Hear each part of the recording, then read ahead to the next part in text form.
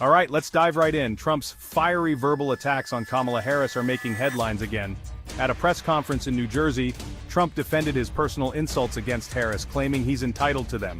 He said, and I quote, "I don't have a lot of respect for her intelligence, and I think she'll be a terrible president." Now, Trump's strategy of personal attacks isn't new. He's always been known for his aggressive rhetoric, both as a reality TV host and as a politician. But here's the kicker, his own party is urging him to focus on policy issues instead. Why? Because polls show he's losing ground in the race for the White House. Let's break this down. Trump's anger towards Harris has been escalating, especially since she entered the presidential race.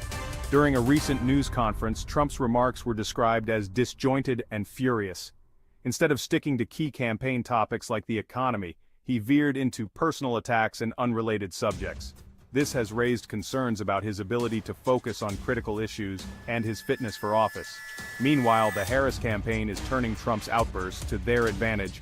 They're portraying him as unstable and unfit for leadership. By highlighting his erratic behavior and lack of focus, they aim to solidify Harris's image as a composed and qualified candidate. Now, Trump defends his attacks by blaming the Biden administration's policies. He argues that failures on issues like inflation and immigration justify his aggressive rhetoric. At a press conference, he criticized the administration's economic record, pointing to rising growth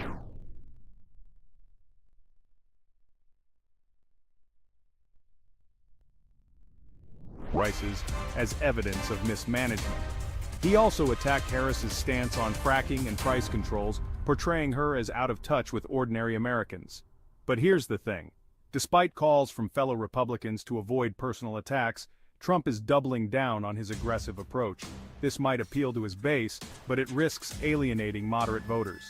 The Harris campaign dismisses Trump's remarks as lies and delusions, highlighting the partisan divide. So what's the impact on the campaign? Trump's persistent attacks and struggle to stay on message have become defining features of his campaign. The constant negativity and personal insults risk overshadowing policy discussions. This could alienate voters looking for solutions rather than insults. On the flip side, Harris appears to be capitalizing on Trump's missteps. By maintaining a composed demeanor and highlighting Trump's outbursts, she aims to present a stark contrast to voters. Her strategy seeks to portray her as the more presidential and qualified candidate. In summary, Trump's continued reliance on personal attacks and his struggle to maintain a consistent message could ultimately hinder his chances of retaking the White House.